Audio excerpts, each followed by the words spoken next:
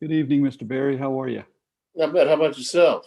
Pretty good, pretty good. We're going to get started here in a few minutes. Feel free to go ahead and put yourself on mute. And if you'd like to turn off your video for now until Okay. to that agenda item, feel free to do that too, whatever is most comfortable for you.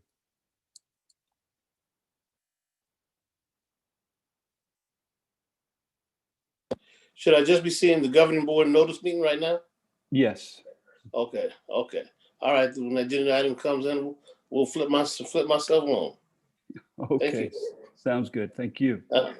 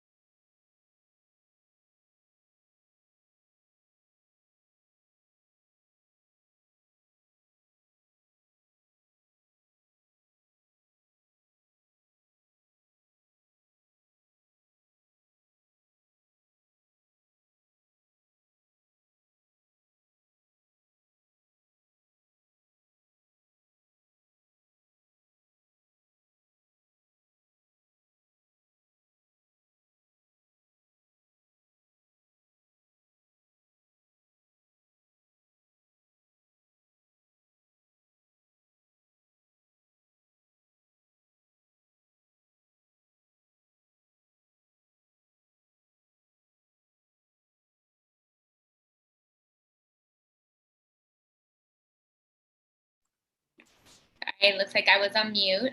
All right, good evening. It's now 6:15, so I would like to call the meeting to order.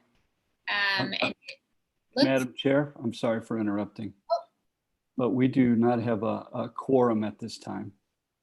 okay. I see. So Doctor, do you know if Dr. Stark is planning on joining us? I see her name on the Zoom.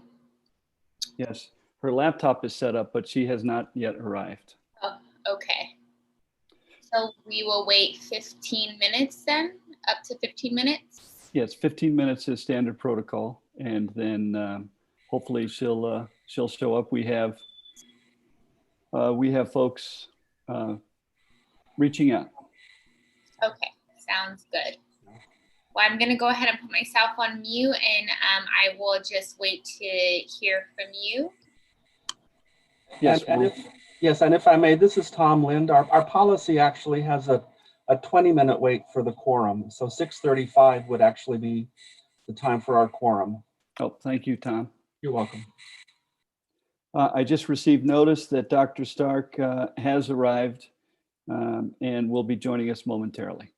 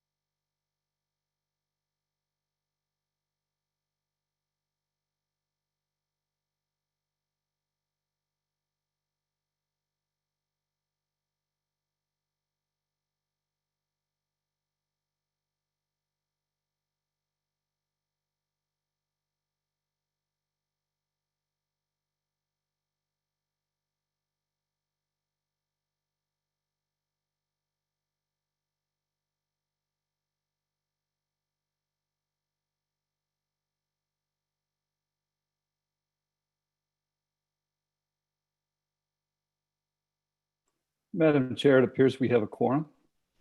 Okay, perfect. Thank you. I'd like to call the meeting to order at 6:19 p.m. and we'll move on to the Pledge of Allegiance with Dr. Weeks. Yes, thank you.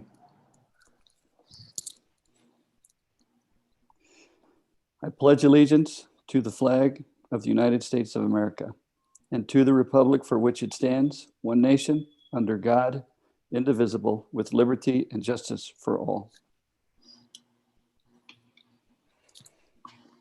Thank you. And can we please have roll call? So I am aware that Mrs. Benjamin and Mrs. Trujillo will not be attending this board meeting.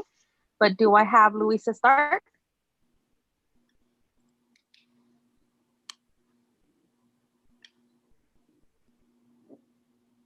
I don't know if she's set up on mic yet.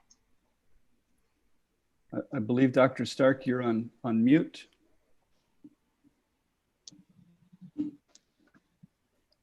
You're on mute, Dr. Stark. We're doing roll call. Okay, yes. Perfect. Liam Almy, Present. Elora Diaz. Present. Okay, thank you. Okay, and thank you. And we'll move on to item A4, adoption of the agenda. Do I have a motion? This is Lene Almy, so moved. And do I have a second? I'm not quite sure. I know. Could you go back and tell me what you're doing right now? We just had a motion to adopt the agenda, Dr. Stark. Okay, adopted. Okay, that's fine. Would you like to second that motion? Sure, I'll second the motion. Thank you. Okay, we will move on to item A5. We need to vote. Dr. Diaz. All those in favor say aye. Aye. Anyone opposed? Okay, with that, the motion passes and we'll move on to item A5. Yes, thank you, Madam Chair, members of the governing board, members of the community. I'm very pleased to announce that our trauma practices team created a Phoenix Cares program. And this includes monthly videos, self-care calendars, and stress kits. This particular month's video shared a breathing exercise and guidance to setting intentions. Dr. McLaughlin, do you have anything to add to our trauma practices team and this fantastic opportunity for our folks? Our trauma-informed practices team not only is focusing on our students and ensuring that professional development is provided to our staff, they're also considering our teachers, our principals, our instructional leaders, our district staff, our district employees. So we just want to thank them for helping us keep our focus on the mental health of our students, our families, and our staff. Thank you, Dr. McLaughlin. Yes, our folks care and it shows. We really appreciate that. Our first curriculum and instruction team professional learning occurred on Monday, August 24th. Again, Dr. McLaughlin, do we have any details about that professional learning? Certainly, and you will receive more details in a written board update tomorrow. Teachers had the option of choosing which professional learning sessions to attend. Some of those learning sessions were synchronous, many were asynchronous, so teachers could attend more than one session. They could have attended a session outside of the 1 to 4 p.m.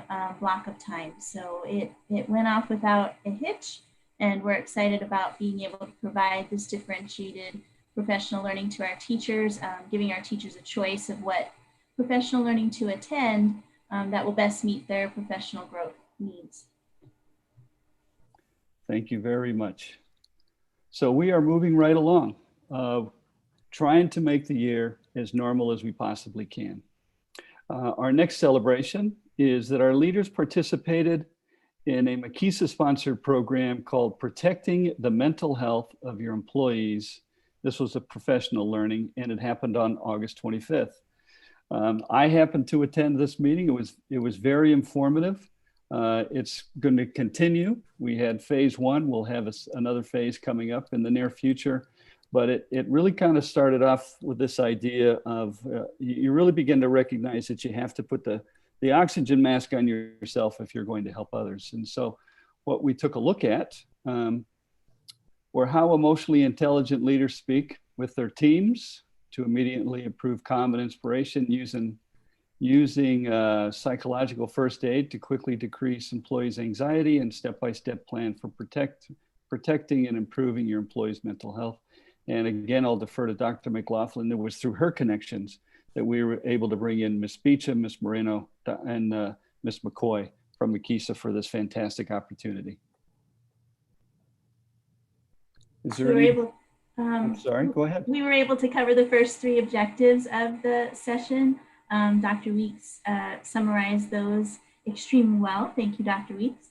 And we will hit the next 3 objectives this coming Tuesday. So we look forward to that. And again, in this time of crisis, it's very important that we focus on our mental health. Thank you again, Dr. McLaughlin. Madam Chair, members of the governing board, at this time, I'd like to defer to Tom Lind, who will discuss the kind of the steps of reviewing the Maricopa County COVID-19 data dashboard and our approach to including all of our zip codes as we review the data. Yes, Mr. Lind? good evening, Dr. Diaz, governing board members, and thank you, Dr. Weeks, for the introduction. Lynette Wilkin and I are working together to monitor the data from the Maricopa County COVID-19 dashboard. And Troy Harris will open the website for us. And what I'd like to do is just kind of walk through a couple of items here to inform the board and the community about the website. And Troy, if we could just scroll down a little bit midway, it will come to a part that says benchmarks and learning scenarios. Stop here. This is probably the most important place to begin because it identifies the 3 benchmarks and then the 3 levels that we need to look at for guidance in how to open schools. The 3 benchmarks are the cases, percent positivity, and COVID-like illnesses. And those 3 items, if you scroll down just a tad, there you go, are described here. And I'm not going to go into detail now. However, I would like to highlight the part that's emboldened in the middle, percent positivity. It indicates that if we want to, when we want to move from a virtual to a hybrid learning scenario, the Arizona Department of Health Services and the Maricopa County Department of Public Health recommend that schools wait until there is a 7% positivity rate in their area for 2 consecutive weeks. And then Troy, if you would like to scroll back up, I'd like to show you how we can look at the data here. The first way is by school district. And you drop down where it says elementary school district and type in the name Phoenix Elementary School District. And then a map of the central Phoenix area opens. And when you click on Phoenix Elementary School District, it comes up with the current data. Now the data is updated every Thursday by about 4 p.m. So what we're seeing here is the latest information. The cases per 1,000 people is at 86.76 cases compared to last week, which was 105.85. So there has been a reduction there, and you'll notice that it moved from an orange color to, well, it moved to a yellow color. And then we have a percent positivity across our school district of a 2.7%. And last week it was 7 and 8300%. So there has been a reduction there. The COVID-like illness is constant for the county, and all of our area is at 3%. And that is the area that the county uses to monitor the number of people who visit emergency rooms and hospitals. And so we can use this as a guidance here to help us identify when we may open our schools. And Troy, now if we could just go to a zip code. And if we maybe do 85006, which is where in our school district. And if you click on the zip code, there you go, you can see that now the data is more specific to the zip code. And I don't really need to read the numbers there, but you can see we have a combination of yellow, I think it's supposed to be red actually, and green, but the percent positivity rate for that particular zip code is greater than 10. So hence it's the orange color. And so the website is a really useful tool. And now, Troy, if we can go to the spreadsheet. I have a quick question. So when they say percent positivity, does that literally mean the percent of individuals who test positive? Yes, that is exactly what it means. Yes. So of all people that are going to test, only in that zip code, only 11% of individuals test positive? Yes, that is correct. Yes. Uh-huh. And so then the metric above that, though, I was a little confused. So within that zip code, it looked like there was almost 70% of the people within that zip code have COVID, or wait, cases per 100,000. That is a number, not a percent. And so Okay. there are 67 cases per 1,000 people that live in that particular zip code. Okay. Yes. Thank you. Okay. And so what we're doing also now is monitoring this for all of the zip codes that are represented by active students in our school district. And we just started this spreadsheet, and I'm happy to inform the governing board that we have 77 different zip codes represented by students attending our school district. They're all, the zip code is listed on the left column. And if we were to scroll down towards the bottom, you'll see that the numbers of active students is getting less. And so we have one student that live in those zip codes, 2 students, and 3, 4, and 5 as we go up the list. It gets a little bit larger. But as you can see, zip code 85006 has an asterisk. Every asterisk zip code represents one of our school neighborhoods. And so this afternoon before the board meeting, I entered 25 numbers from the most recent information for today. And what we're looking at right now is the cases per 1,000. And I must admit that I have to take the percentage off. At first, I thought we were looking at percentages, but we're actually looking at a number. So in 85006, we would have had 89 cases per 1,000 last week. And this week, we have 67 cases per 1,000 week. So the number is declining. But if you look at 85007, you see the opposite has happened. The number increased, and so we'll use this as a guide, and you can see there has been fluctuation between the yellow and the orange. There are 3 tabs to this spreadsheet. The first tab is the cases per 1,000. The next tab is the percent positivity, and again you can see there's been some fluctuation in the rates. 85006 last week was 15% positive. This week it's 11% positive, so there is a decline. But as you can see, in 85034, there was a significant reduction, as well as 85015. So we'll be using this sheet because this is the one that we need to have 2 consecutive weeks of less than 7%. So we're not there yet, but we felt it was important to look at all of our zip codes. And Troy, if you just scroll down, you'll see that there are some green, some that are last week were ready, with the green. There's a fair amount of yellow and some of the orange as well. So we'll be monitoring this to be sure that our neighborhoods from which our students attend are approaching an acceptable range as well. We can scroll back up to the top. The last tab at the bottom, the last sheet, is the COVID-like illness. This one is kind of redundant because, as I said, this is a countywide average, and all of our areas were at a 3% level of folks who had visited an emergency room or were hospitalized for a COVID-like illness. As you can see, the spreadsheet is going to go over for many weeks, and every Thursday after 4 o'clock, the information is updated, and I'll update this spreadsheet, as well as we'll be looking at the district numbers off of the county website as well.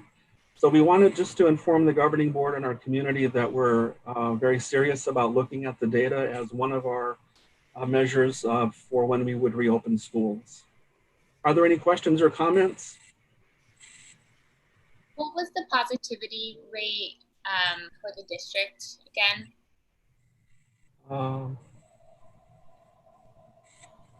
Let's see, I have that right here. This week the positivity rate was 2%.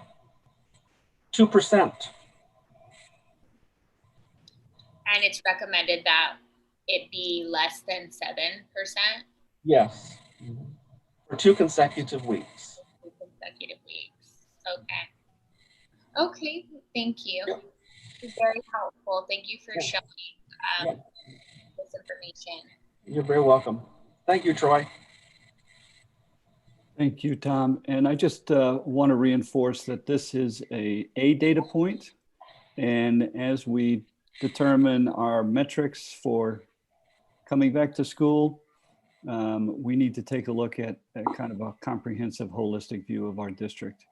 Plus, we need to get some input from some of our community folks and some of our internal folks before we finalize a decision here.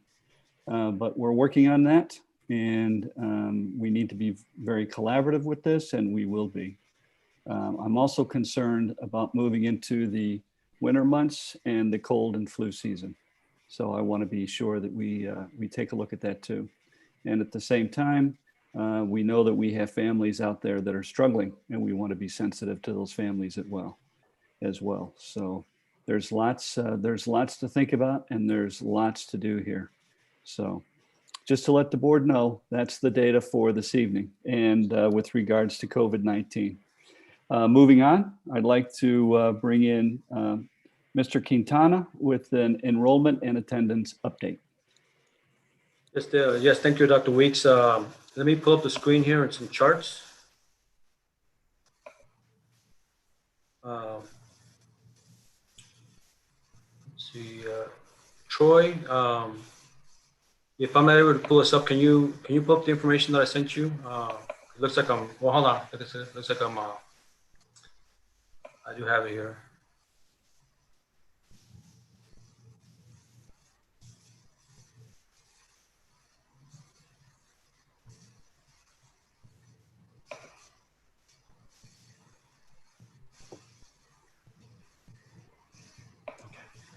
Troy, I'm sorry, can you help me out? I'm not able to pull up the right file that I intend to. Yeah, was this the right one? No, the one on attendance and enrollment, the one I emailed you. Yeah, hold on one second.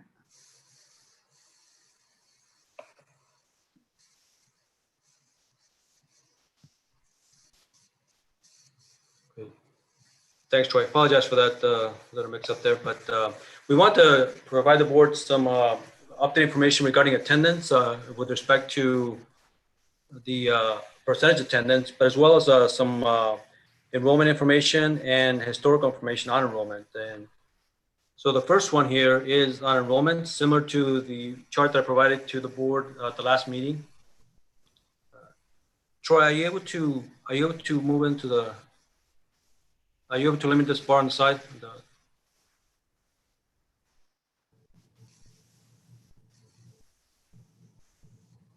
So basically, the net of this is we have information here for the first 12 days or so, and the percentages have averaged about 90% attendance compared to last year's enrollment. And as I mentioned last time, our typical year, if you will, has been in the 95, 96% range when it comes to attendance compared to percentage compared to enrollment. So this year it's a little bit, a little bit lower than in the past, as a result of, having to go with distance learning and folks working, not attending classes at home and so forth. So that's been some of the impact. And also the critical date here is that we looked at is the the 10th day, which fell on the 19th. That was the 10th day of the school year. And the critical thing with that is that at that point, if students have not attended any of the classes any day or any time, then by law, we basically have to unenroll and drop the kids from enrollment. So that's something that we began doing after the 10th day. So this is just an update again on the prior year information I sent you. I gave you at the last meeting. Any questions on this before I go on to enrollment numbers? Are we, I know that this was asked last meeting, but for our students who are absent, do we have a team of individuals or somebody who's calling them to see if, you know, everything is okay with, say, like a password or login, like they're not just missing due to technology issues? Yes, we do. Go ahead. Yes, President Diaz, we do have an attendance system for communicating with families. That is the responsibility of the teacher. Our teachers are keeping communication logs. They're the closest person to each and every family.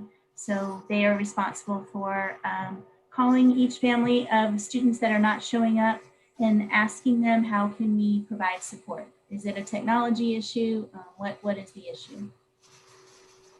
Thank you. Just So a quick next- question. Mhm. Sorry. Sure, no, go ahead. Mr. Quintana, I feel like I remember this from last meeting, but that 826 number, that's a 95%. Is that not a complete number? Yeah, what it is, it's not so much representative of the correct information because it typically takes us about 24 hours to 36 hours to make sure we iron out all the information to make sure it's accurate from the standpoint of, you know, we're making sure the teachers are checking the attendance for the day, and they're going back to the logs to make sure that they have the right information on there. And so if someone did not attend, they can update the synergy report to reflect that. And so we give ourselves a day or two at least to be able to have more accurate information. So we more or less ignore the last day in this case, being 95%.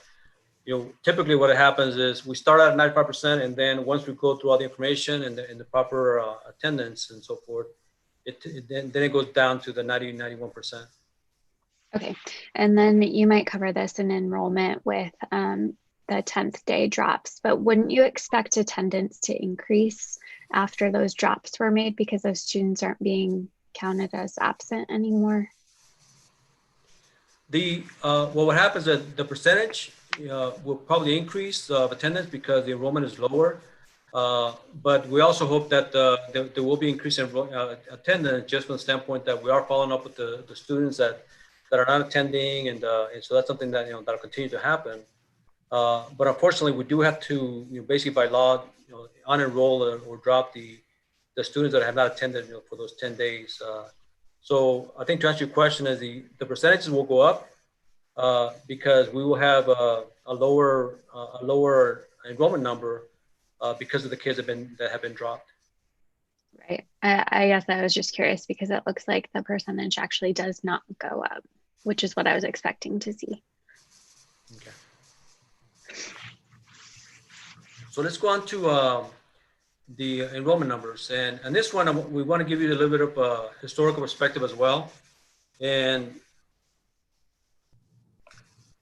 let me try to explain that there's 4 lines here that I want to try to explain starting from the top.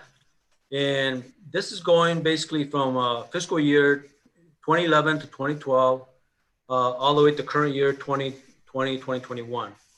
And the top number, the top line, if you will, it's a reflective of the total enrollment. And that total enrollment is based on the prior year's end of the school year enrollment at the time that the school ended. And so that's a total enrollment for the new year. And the second, the blue line, the second line item is those are continuing students. So for example, if we look at the 2020-21 year, we had total enrollment of 5,600, and this is K through 8, not including pre-K. And of those 5,620, 4,800 or 4,854 of those are continuing students that continue with us, to the current year. And then the bottom two lines that I want to explain, and I'll explain also in more detail, in the next slide. That is the breakdown of students that are new students coming in. That's reflective of the orange number. So if you look at again, 2021, that's 766 students. Those are new students coming into the school, but it also includes kindergarten schools, kids that came into the school as well. So it's reflective of new kids coming in kindergarten, as well as new kids that are moving into the district, into our schools. And then the withdrawn number, in this case, being 1108 for 2021, that's the number of students that left the school from prior year's enrollment. And so that could be of 8th graders that went on to high school, or also students that either dropped out or went to a different school, either within or outside the district. So that's what those numbers represent. And I'm going to cover the bottom two numbers in more detail in the next slide. But I wanted to get an opportunity, if you have any questions about this particular slide, please, let me know. Do we, it's okay if you don't have the answer right now, but do we have a breakdown of where we have the fewest new students? Would that be kindergarten? Okay. I'm gonna ask Mr. Troy Harris to see if he knows that answer. If not, then we'll get it for you. Troy, do you have that information by chance? Yes. So yeah, our kindergarten class is our lowest. Hold on, I'm pulling it up so I don't misspeak, but I am nearly positive that our kindergarten class is our lowest grade level this year at about 500 students. I think it was 504 last I looked. 506. So that is, to put it in perspective, our 8th grade class is 649. So it's about 140 or so down from our 8th grade class, if you kind of compare those two. Thank you. It sounds like, and I think we'll get to this later, Mr. Quintana, in your presentation, but it sounds like we have a real opportunity to capitalize off of our preschool programs and think about new and innovative preschool signature programs that might be appealing to community members that exist within our boundaries and those who live, outside but are looking for a free or nearly free preschool program and filtering them through our system. So just wanted to throw that out there. Thank you.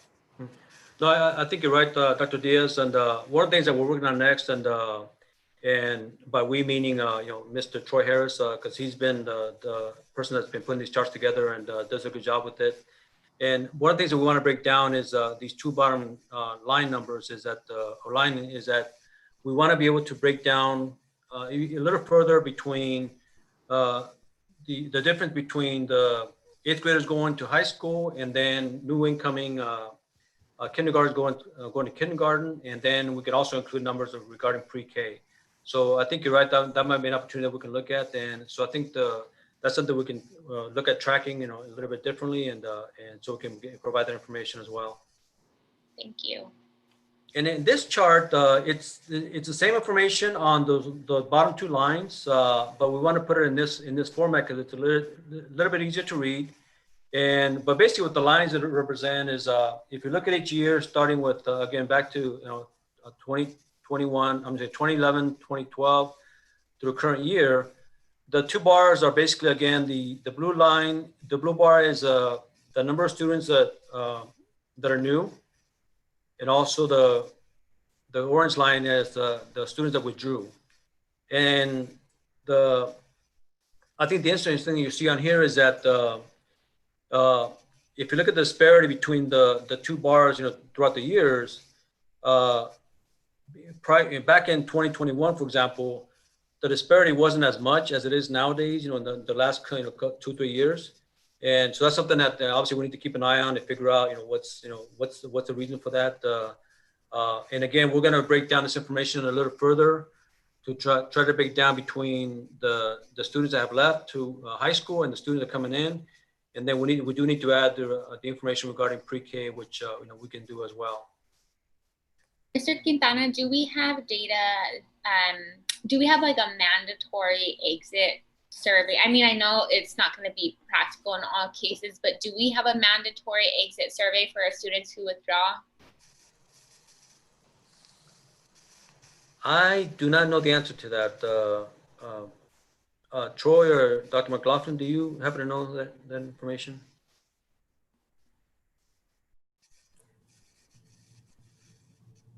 Troy, are you taking this one? No, I was waiting for you. Sorry. There is a code that, and Troy might correct me on this if I'm wrong, there is a code that is indicated in Synergy of the reason for withdrawal. Synergy is where we keep our student information. Other than that, I don't know that we have a system for keeping track. Well, I think this is a great opportunity to work with our new director of marketing and just figure out, as we think through our surveys as a whole, what does a exit survey look like, so we can, I mean, if we're seeing a trend, perhaps that's a quick fix that we can work on to keep our students in. Agreed. Okay. Thank you. Okay, that sounds good. Any other questions? Okay, so that is our report. And again, thank you, Mr. Harris and Dr. McLaughlin for helping out and pitching in. Thanks. Thank you, Troy. Thank you, Martine. And that concludes my awards, recognitions, and announcements report. At this time, I would move on to the superintendent's report, and that, Dr. Diaz, you and I are going to report together. School safety and social emotional well-being of students. So Dr. Diaz and I met with Doctors Montez and Fine from ASU on the 12th of August to discuss school safety and social emotional well-being of students as part of our alternative to SRO planning as we move forward with our commitment to equity and the adhering to providing the greatest service of social emotional needs to our students. And I want to thank you, Dr. Diaz, for introducing us to Doctors Montez and Fine. Thank you. This is a really exciting opportunity, and I wanted to take a step back and think about, how can we benefit our district as a whole, since we're moving in a different direction, and leveraging the expertise of ASU to support us in really building out a long-term, robust plan that got to the root of school safety and social emotional well-being. And these two individuals are incredibly equipped and perfectly aligned to doing this. They both have extensive research backgrounds, and particularly in the area of the criminal justice system. And one of them specifically focused on SROs and looked at alternative programming to SROs in districts across the nation. And so we were talking about, potentially pursuing grant funding if that's what our district wanted to do to enhance current programs that we currently have. But I think at this stage, what the two researchers are gearing up to do is work with our curriculum and instruction team to really understand the things that we have in place around school safety and social emotional well-being, and really build off of those successes. There will be a research and evaluation piece. So, hopefully we can become a national model for what this looks like. And hopefully within the next few board meetings, we will be able to bring them back to you all and share the great work that they plan on doing and get some feedback from everybody. So I'm really excited and want to thank Dr. Weeks for welcoming this opportunity. Thank you, Dr. Diaz. Yes, it is an exciting opportunity. It's quite a change, but it'll be interesting to see what these two professors from ASU can do. What we've done, what we've provided to them is information from our school safety grant, which provides data and descriptions with regards to what we have in place currently in the district. So we haven't heard back from them yet, but I know that they're working diligently, and I'll be looking forward to hearing what they have to say. So again, thank you very much. And with that, that concludes the superintendent's report. Amanda, at the pleasure of the board, we can move on to community communications.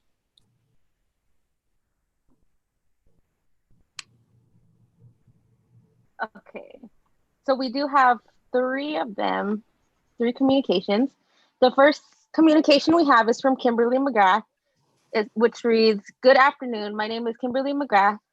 I have been a parent of many children at Magnet Traditional School for going on 7 years now.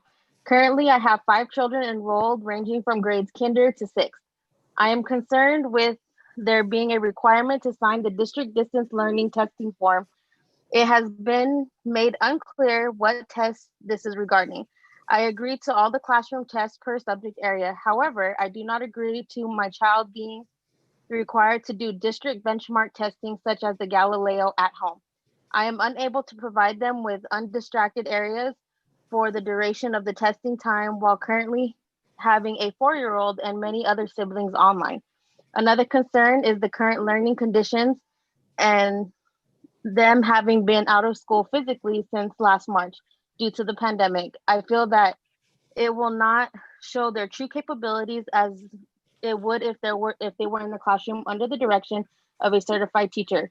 Parents at home are not trained properly to administer these tests either. After reaching out to the schools and several teachers, I was told to email my concerns here. It is my hopes that it will be brought up at the next governing board meeting and some clarification will be right behind this. I would like to thank whoever is reading this email for your time." The second one is from Jay Barbuto. "Good evening, President Diaz, governing board members, Dr. Weeks, members of the cabinet, and those listening at home. My name is Jay Barbuto, and I am mighty proud to call myself the co-president of PECTA. PECTA wanted to take a minute to recognize the passionate work that has been going on through the district. First, to our students.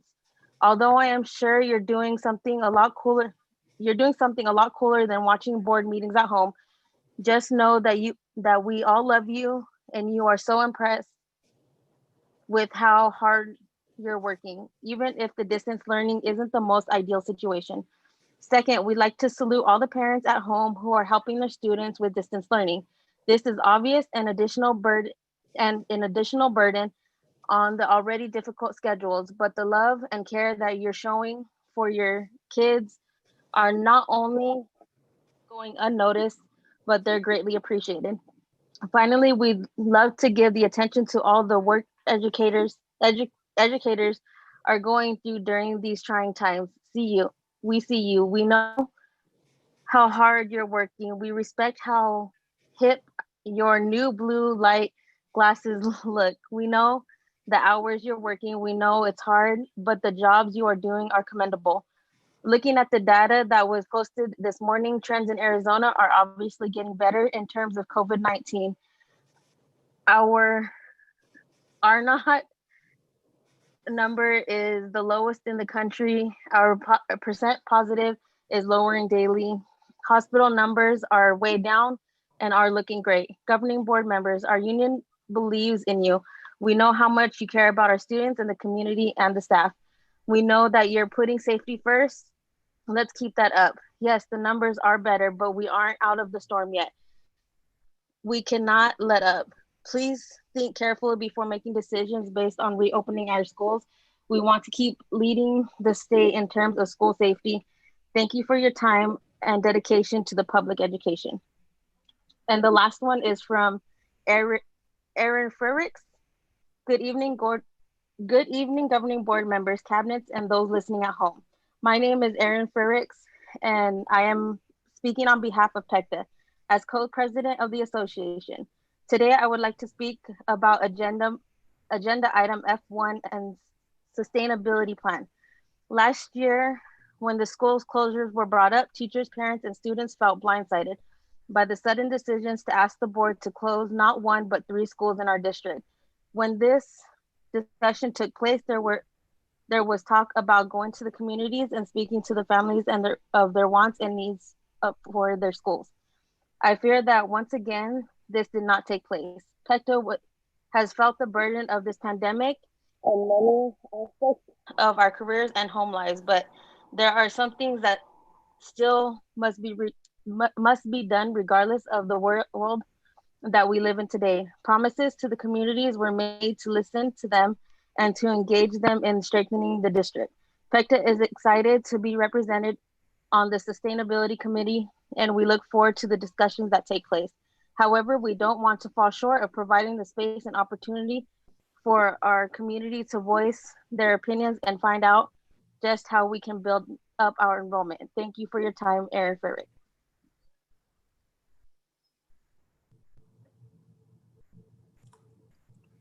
Thank you, Amanda. Dr. Diaz, I just want to comment on although I appreciate everyone's community card, I always do, I want to inform the board that the first community card that came to us concerned me, and I reached out to Mr. Walker over at Magnet School, who's been in contact with the parent, as well as I know Mr. Walker has been in contact with Dr. McLaughlin on this issue too. I just wanted to let the board know that this was concerning to me, and we wanted to make sure we got on this one right away. And I wanted to thank all of those who provided community information this evening. Thank you, Dr. Weeks, for letting us know. Definitely appreciate all of the community communications and the time you take to share those with the board and administration. So with that, we'll move on to the consent agenda. And do I have a motion to approve the consent agenda? This is Lene Almi. I move approval of the consent agenda. Okay. And can I have a second, please? I will second. Is there any discussion?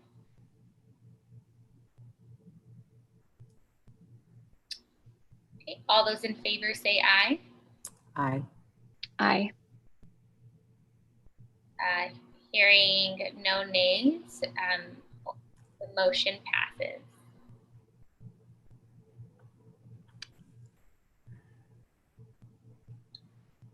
Okay, we will move on to item F1.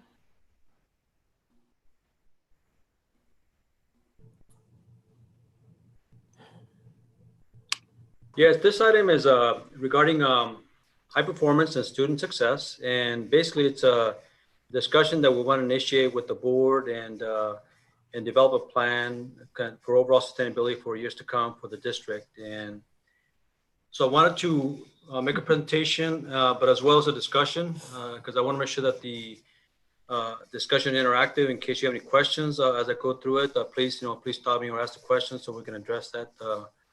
And with that, Troy, if you could bring up the presentation, thank you. So right now we're calling this basically the high performance and student success, mainly because that is a focus for us as a district, is to really focus on student success for all students and all families that come through our district. And also because we want the high performance to be at all levels, whether it's staff, facilities, anything that pertains to providing student success, that's something we want to work on.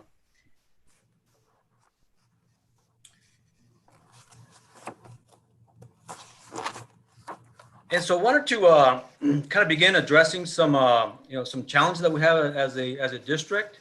that in some ways, they've kind of evolved and, and been, incoming, but not, nothing really new. But obviously, we want to make sure we address these things now. So for the future, we have a much sustainable plan going forward that's both, in high performance and in student success, and also financially viable. And our current model, is not financially sustainable in the long term. And for many reasons, but one being that we are seeing a decrease in enrollment that that we talked about and we'll continue to just bring up as well, just as a discussion to help us address this issue. And one thing is that we wanted to be able to develop is a performance and financial plan that provides the best success for students. And one of the goals that we have for the plan is to develop a financial model that provide sustainable resources that align to the strategic plan. As you know, the strategic plan has a lot of aspects to it, but also one in particular is regarding equity. And so that's something that we really want to focus on. And we want to make sure that our plans that we've developed are really tied in with the strategic plan that the district has in place. We also believe that the plan should include elements that support the best infrastructure possible when it comes to human capital, state-of-the-art facilities, and educational and programmatic support for the district, community, students, staff, and all the above. Some of the immediate challenges that we believe we need to address. One is, again, the decline in enrollment over the years. And I'll talk about these particular, in more detail, in the next slide. We also want to talk about and discuss total reward and performance-based compensation. And, what that means is that we want to be able to develop a plan that we look at all our staffing plans and we look at, bringing in highly qualified individuals and retain highly qualified individuals at all levels and all positions. And we want to determine what is a proper compensation level that it's going to take to do that, to make that happen. So those are things that we want to bring up and, as part of the overall plan. We're also will be looking at, special programs as well as signature schools that, in our mind, pretty much, everything is on the table as far as the things we look at and things we can, look for improvement. Any questions so far? Great, thank you. Yeah, Troy, let's go to the next one.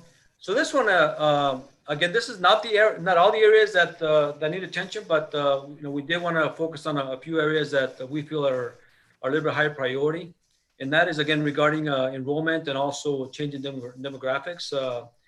The district enrollment has gradually declined the last 10 years, and also has declined more dramatically over the past 2 years, and that's obviously a concern. For example, we have these numbers here that do not include pre-K numbers, but if we look at the totals here, it includes our pre-K numbers. Starting with 2017-2018, we had 6,812 students, and then down to 2019-2020, we had 6,328. So obviously, we're having a declining enrollment, pretty much every year. And also, we want to be able to review the demographic changes that are taking place in the district, and also future projections of what the demographics is going to look like, down the road and in the future. We also want to discuss performance-based compensation and those different initiatives. We've had several over the past few years, and really that has been in an effort to recruit and retain high-performing teachers. That's something the district implemented, the PBC, performance-based compensation initiatives, that have been successful when it comes to retaining and keeping and recruiting highly qualified teachers, high-performing teachers. So it has been successful from that standpoint. The challenge begins though with not having the appropriate funding, for those type of efforts and those initiatives. As an example, we have the TIP4 grant that is still, the grant started several years ago, and we've been funding it the last couple of years through 301 funds. But that is a close to a $3 million challenge that we have to figure out how do we address that. So then we have the next challenge. This is regarding special programs. these are programs that are not either funded at all or fully funded by the state. Beginning with early childhood and pre-K services. That is something that we provide those services, but it's not funded by the state. We also have free before and after school programs, which we call PEER, and that is also not fully funded by the state. And also we have as you know full day kindergarten that we get paid like every other district does for half a day instead of the full day. So those are some of the things and examples of things that we want to just look at to see what can we do about them to make them more sustainable. They will go into facilities and infrastructure, and again, infrastructure could be anywhere from facilities and make sure that we have state-of-the-art facilities, make sure that we're providing proper maintenance so that we prevent major issues with with facilities, but also the technology. That's something that the district has had a goal to provide better technology and in connection with the families and students. And obviously this year it became more of an issue, and that's something that we have been able to address. But at the same time, we want to make sure that we're able to keep that addressed going forward, and we're able to provide these services and this access to technology to all our students, and anywhere they're at. And and again, going back to the distance learning, that's something that that is real important right now, especially this year. And we always want to make sure we have a strong backup for that if it has to come up again.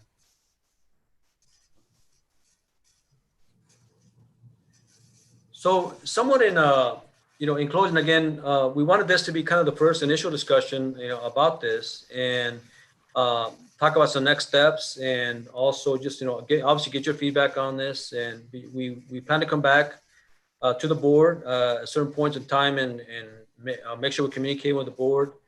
But basically what we're looking at doing is, as far as next steps, is we really want to make sure that we have a full understanding of the challenge and the framing of the issue, so that we're all clear of what the framing of the issue is, and also the challenge that we're trying to meet. We want to establish a task force that will develop a long-term sustainability plan. And that task force will include administrators, teachers, support staff, community folks, and others.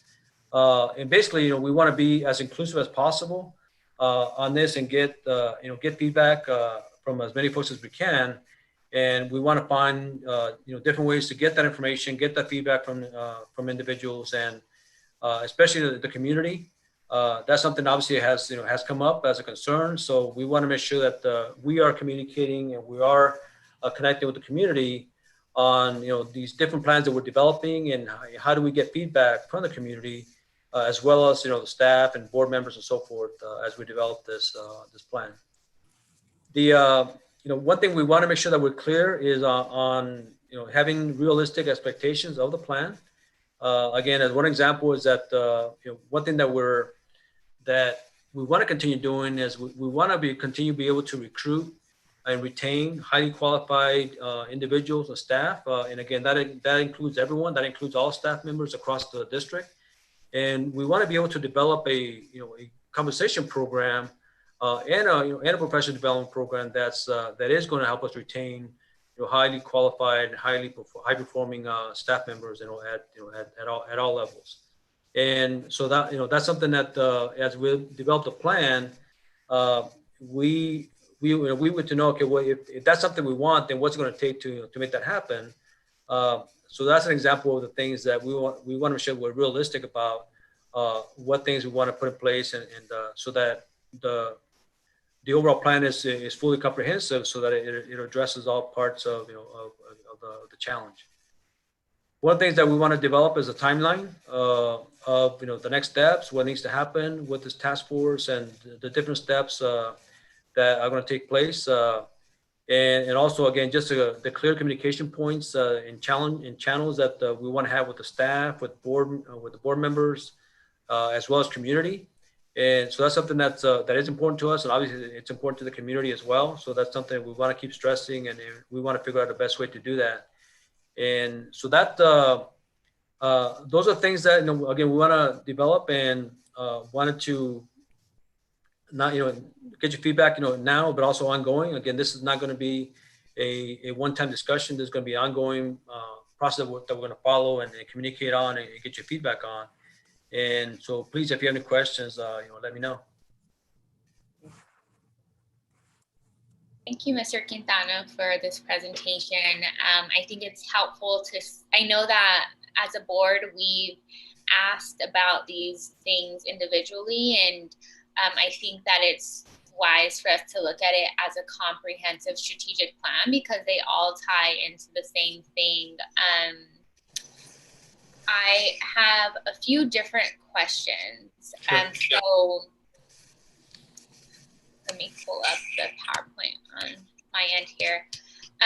So there was a comment today about our promise to the community to engage them in figuring out what they wanted their neighborhood school to look like. I do know that we did have these community meetings, but from my understanding,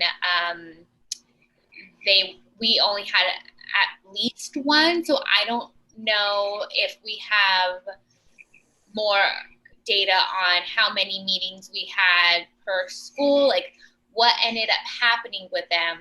I do know, I remember that there were reports that each principal had given to us in a study session, but I don't know if these really went anywhere.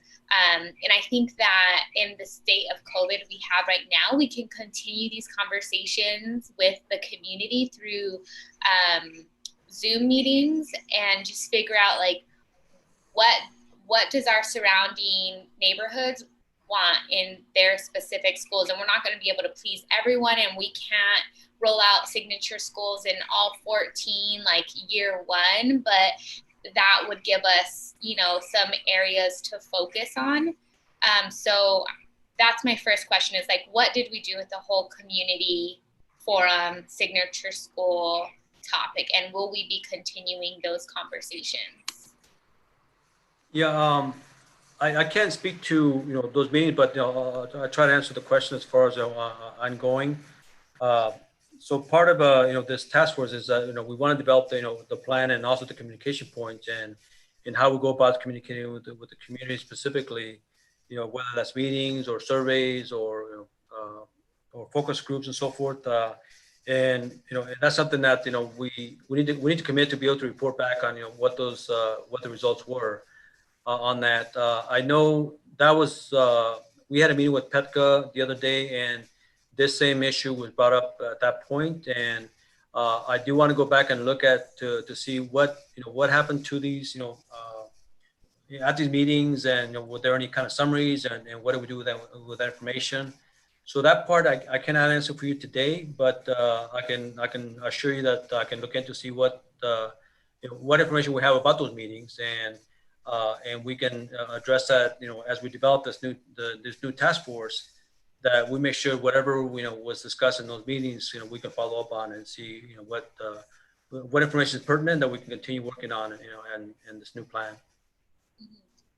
And I think that we took a look at it as a district, and I'm wondering, of course we're going to need to do this for the entire district at some time, but because we have limited resources and we do need to be realistic with all of the different strains on staff, I'm wondering, when we start to prioritize signature schools, if we can look at data that shows us, I'm not sure exactly how to phrase this. So the number of potential students in one area, so we'll use Coronado as an example.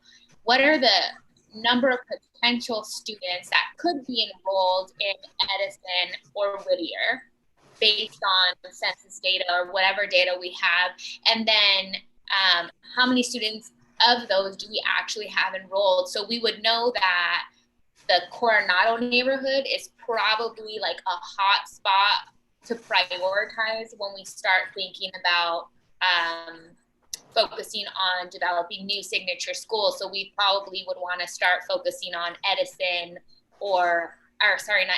Emerson or Whittier. And have like that approach. So looking at potential students and how many we actually have enrolled at those schools. I don't know if that makes sense. No, it does. And I think, well, one of the things we want to do is I mentioned about, demographic data. That's something that, we do want to engage a professional agency to provide demographic data for us. And those are things that, we also want to look into as far as, what are the number of families and potential students that are in each, pretty much in all the school areas. So that's information we can try to, look at, and, at that point, it'll be broken down probably by zip code. So we can probably look at which schools they can attend. Because we are asking for information, not just on the demographic data, not just for, let's say, first grade through 8th, but, even pre-K and that age group that we can, get information on, who's available there and to attend our schools and find out maybe a way that, if they're not attending our schools, where are they going and why they're not attending our schools. Yeah, so as far as, specifically, like, let's say with Emerson and the Whittier, I think this demographic data we're going to be gathering, will help us outline those particular areas and see what we can do with that information. Yeah, perfect. And then I also think, looking at our existing signature schools and finding comparable competitive ones and how can we do it better. So I want to know, why are families choosing to go to Arizona School for the Arts over Herrera? Is there something that we could be doing to make Herrera much more competitive than ASA? Does that mean a partnership with ASU to bring in, some of their fine arts programs and have a more collaborative effort? So I think these are conversations that we should be having when we're thinking about the signature school approach. And then one other thought. So ASU does have a design team in the Mary Lou Fulton Teachers College, and they partner with different districts around these big, hairy issues, and they help the district go through a design process to come to an ultimate solution. So one of the schools that they supported in this process was the Kyrene Spark School, and Dr. Weeks and I actually had the opportunity to visit the Spark School. So I'm wondering if we should reach out to inquire about their process and fees, or if this is perhaps an in-kind service that we could leverage through the ASU Prep Partnership. I know the individuals there, so I'm happy to help with those introductions as well. So please let me know on that. And then I think Dr. Weeks, maybe it might be worthwhile if you have, a few minutes to contact the superintendent from Kyrene and just see, is that model even working? Because it was a pretty impressive model, and it's kind of like a Montessori light. And I remember hearing from Coronado parents that that's what they were kind of looking for, was not necessarily Montessori, but somewhere in between. So that could be something that we look at. And then one final thing that I wanted to bring up was, so this is kind of like a brainstorming question, might be a silly question, and I don't know if anyone would know this off the top of their head, but there's a school in New York that it's a charter school. So I know charter schools have much more flexibility, but they actually have a model where they pay their teachers over $100,000. It's very competitive to be a teacher there. It's a rigorous process to get the job and to stay. But they clearly are able to fundraise through that. And I'm sure that they have a fundraising team who seeks private investments to help sustain this model. Is that possible for a traditional public school to have a fundraising team and seek private investments to have that ongoing stream. I understand we want sustainable funding, but just like grants that we pursue, I mean, this could just be another option. I mean, if I mean, I think if you're asking me, I think those are definitely possibilities, especially when it comes to our foundation. I think that's something that even if we as a district cannot do it, I think to the foundation there might be ways that we can establish a program through them to do more fundraising. And also, just going back to the issue and the design program. I mean, I guess in my mind, to me, the more information we gather regarding this, the better. The better informed we're going to be, and the better decisions we're going to make. And so, if that that could also include, how do we enhance our fundraising efforts for the school as well? Because that's one thing I told Dr. Weeks is that when it comes to this plan, is that in my mind everything's on the table, including expenses, including, hey, how do we bring in more revenue, through different sources. So yeah, I think definitely fundraising, could be part of the part of the solution as well. Yeah, and then also, again, I don't know what this looks like, if this would be breaking laws or anything, but could public schools get into the business of real estate and selling properties, buying properties, doing that type of stuff to bring in continuous revenue stream? Dr. Weiss, would you mind addressing that part I'm not Sure. familiar with yet? So Dr. Diaz, I really appreciate your passions coming through here, and I really appreciate that. One of the things that you mentioned was the capture rate with regards to Emerson and Whittier schools. That was done with one of our demographic studies. Both our prior demographic studies have been given to Mr. Quintana, along with the slideshow that we showed to the governing board, which has a lot of this capture information that we're talking about, which would drive where signature schools might go. The thing with regards to real estate, we're lucky enough this evening to have our real estate consultant, Jackie Berry from Berry Realty, joining us on another topic. But he can certainly help advise us with regards to what we can do legally to manipulate real estate. We're typically, a public school district is not in the real estate business. So for example, if we wanted to sell one of our school buildings, we would need to go out to the community for an open vote during an election year to get permission to be able to do that. So to ebb and flow dynamically with regards to buying and selling properties, a little difficult for us. What's easier for us is leasing and renting and those types of activities. So I agree that those should be part of the conversation. We just need to know what we're getting into. When we talk about real estate, it's a sticky widget for public schools, but it's not out of the question. The other thing that I would say is, as we prioritize Mr. Quintana and this task force, it'll be very comprehensive and inclusive. We need to know what's the immediate need, what's the short term, and what's the long term objectives. So, Mr. Quintana, as you develop your timelines, I would encourage you to stick with those priorities. What needs to happen now, what can happen in the short term, and what can happen in the long term. And we'll be bringing that stuff back to the governing board too. Specific to real estate, Dr. Diaz, we can absolutely provide the governing board the nuts and bolts required for kind of ebbing and flowing, lease versus sale, purchasing versus selling real estate, that kind of stuff. Thank you.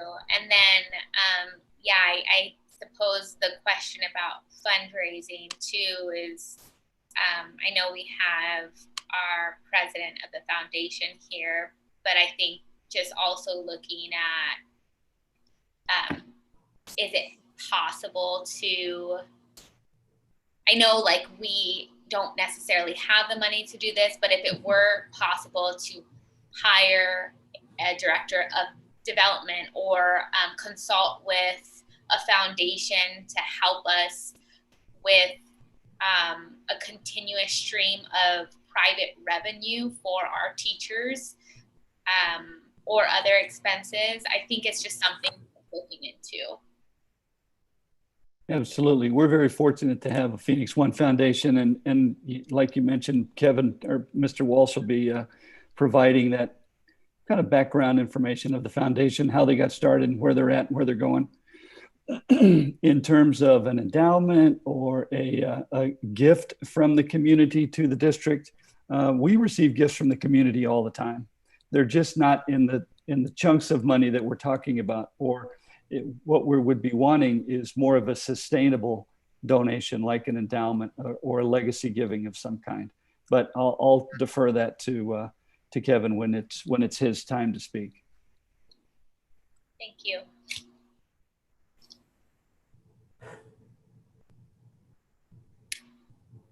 I just had one question, I think. It has to do with the task force for developing a long-term sustainability plan. It was my understanding that over the past year, there was a task force working on sustainability, PVC 301 funding, I think. So I guess my question is, how does that task force play into this task force? Are those members also going to be members of this sustainability task force? And did any kind of ideas or solutions come out of the task force from last year? You know, Ms. Almy, I know Dr. Victius has been working with teachers on Prop 301, and I know that they've had some conversations about sustainability. We've got committees all over the place doing all kinds of things. And so we have a committee for medical benefits, we have a committee for, you know, and so what Mr. Quintana needs to do is to harness the power of the history, fold it into a priority, and develop a task force that doesn't necessarily duplicate, but feeds off of the progress that's been done in the past. And so I'll be working with Mr. Quintana in this task force. We also have Jeff Gadd, who's helping us with some of this work. He's a longtime business manager. He's got a lot, I think about 40 years experience in public education finance. He'll be helping us with some of this work as well. And so there's a lot of talent that we have in the core team that needs to feed off of what's been done, really put things in perspective, and generate this holistic approach to sustaining the district, not just year over year, but, you know, let's look at 5 and 10 years down the road, probably a little bit broader reach than what we've been doing in the past. Okay, thanks. So I can see that this is mostly like an introduction, kind of broad overview. So I think in the future, I would like to see the ideas that are produced by those task forces and committees. Just, I mean, I think the more minds that we have on it, the better. And also the people who are closer to the district can often come up with the best solution. So like if we are going to specifically focus on one of these areas, like signature schools or PVC funding, just what specific ideas are coming out of those committees would be helpful for me to see.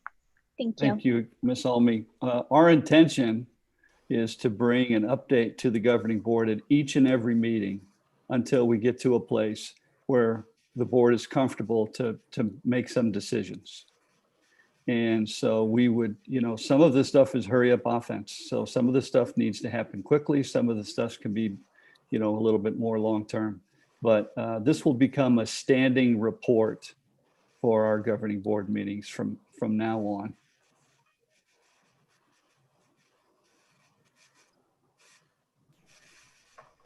Is there any additional discussion?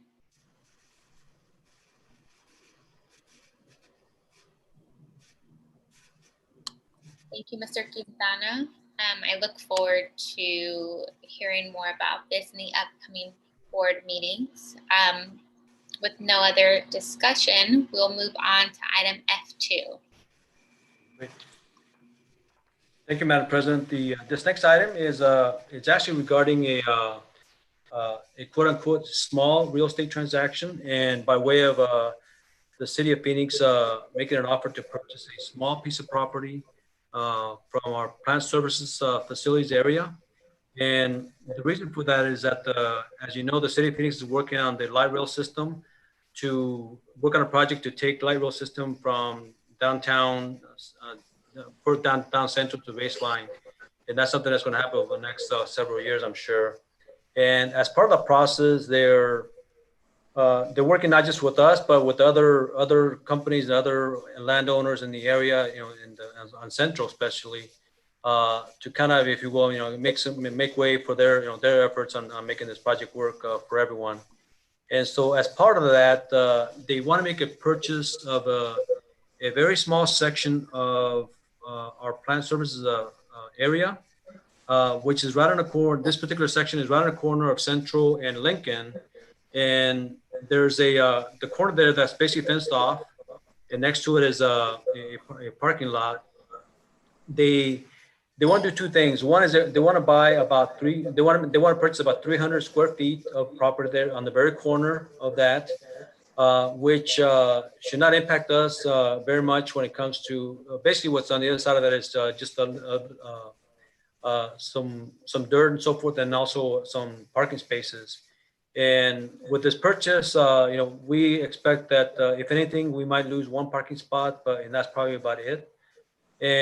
But also, they will also want to purchase, if you will, a temporary construction easement of about 1,100 square feet that will provide them accessibility to that area so they can do the construction, with the light rail system. And they want that easement for about a year. And so they're basically paying for the easement as well as the property they want to buy. They are agreeing to once they finish the project, they will put the fence back up so the way either the way it was or better. So that's something they're committing to, and we're also making sure as a discussion also with I'll introduce Mr. Jackie Berry in a second, about his suggestion to make sure that any work that's done there that they do on the property, that to make sure that we don't have any kind of draining issues after they leave. So that's something we are going to work into the proposal. So the net of it is that they're offering to purchase again 300 square feet of property, as well as the temporary construction easement for a total of $23,529. And this is something that has also been reviewed, and with the assistance of Mr. Jackie Berry, as well as our legal counsel, our real estate legal counsel that we engage with. With that, I also want to introduce Mr. Jackie Berry. He's a real estate consultant, and he's with the Berry Realty Association. And I wanted to make sure that that he's available in case you have any questions about this this particular transaction. So, Mr. Quintana, I'm sorry to interrupt. Madam Chair, members of the governing board, before we bring Mr. Berry from Berry Realty up, I just want to remind us all that there's a reason why some of these real estate discussions happen in executive session. So, for example, Mr. Berry is going to tell you that Valley Metro Rail is intending to run a train very near to our bus yard. Our bus yard is in the warehouse district, and so we expect there to be changes to the value of that property as time goes on. When it becomes appropriate, I'll be asking governing board members to sit with us in an executive session to provide some additional specific information about the district's real estate strategy as a whole. Just kind of getting back to your comments, Dr. Diaz. So, but we do appreciate Mr. Berry working with us on this, and Jackie, I know you're out there, so please feel free to jump in and join us. Good evening, board. How's everybody doing this evening? That's fine. Good. That's good. That's good. The property that we are looking at in regards to the warehouse, it's like Mr. Quintana said, it's about 300 square feet, and it's not a very big parcel, but I do think it is a key to us starting to create a relationship with the city of Phoenix, because as you well know, many of the properties that the district has certainly finds their way to intersect with the school district on many different occasions. And as Dr. Diaz said, where this is kind of a new age, And as we proceed, we'll see many more of our properties from the school district that'll be more part of the inner city, since we do see the growth of the inner city. And more of our properties are becoming more and more valuable, and they're changing the uses in the certain neighborhoods. So I do think this is certainly a way for us to begin our negotiations with the city of Phoenix and create a dialogue and with some key people as we move forward. And in regards to the cost, the value of the property, we come up with a price that may be a couple $1,000s more, but at the end of the day, by the time you get through with lawyers and everything else, and it's such a small piece, I do think it would be my suggestion that we go ahead and accept this offer and hopefully create a better dialogue with the city of Phoenix than we have had it before.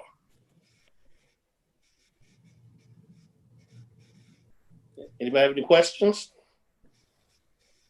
Thank you, Mr. Berry.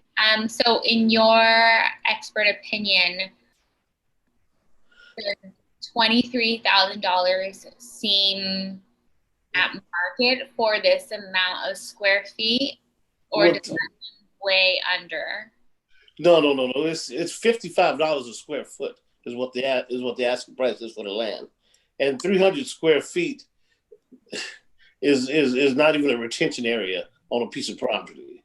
And so if we were talking 3,000 square feet, which is basically maybe a half a lot, I would probably suggest let's get our own appraisal. Let's go ahead and see if we can get more money. But at this point in time, we came up with a price of $22,725 versus their price of $17,313, and that's just for the purchase of the property, which is about $5,000 more. But at the end of the day, if we start getting an appraisal cost of $7,000, and so there's no need for us to spend that money, and then also had to spend some money on an attorney, and at that point in time, we don't know if we're even going to get this increase in value. So when you're talking about monies that are this nominal amount, it's best that my suggestion is best that we take this, and we've got several properties that we're going to have to deal with the city of Phoenix about, possibly airport properties next to Herrera, and I think it's good for us to have a good relationship with them. Okay, that makes sense. And this is just out of curiosity.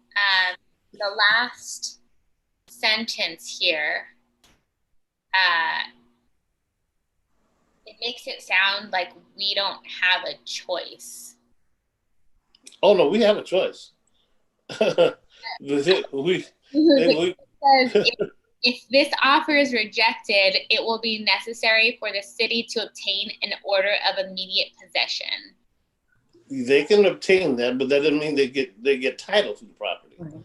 They can do an immediate possession, but as far as getting title, we would still have to go to court. We'd still have to get our own appraisals, and it'd be far from them just receiving the property. Then it would have to go to eminent domain, and it's funny. We bought this property through eminent domain back in 1994 from a different individual, and when we bought it with the bond issue to expand the bus yard. So they have to give us just compensation in regards to purchasing the property. Okay. I was just curious. No problem. Those are great questions.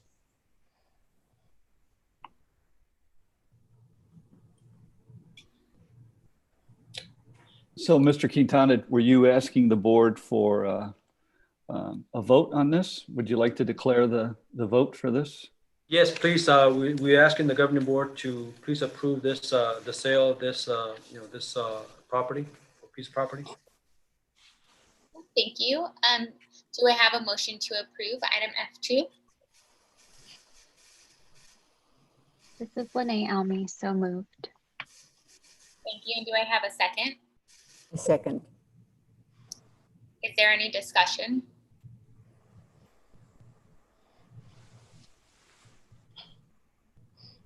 Hearing none, all those in favor say aye. Aye. Aye. Those opposed say nay.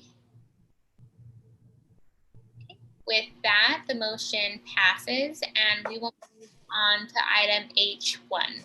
Dr. Diaz, if I could just say one thing, if any of the board members ever want a tour of the district to see all the real estate that we have, I am always available.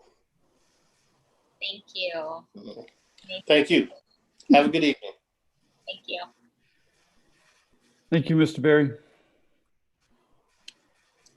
Okay, are there any board reports or requests?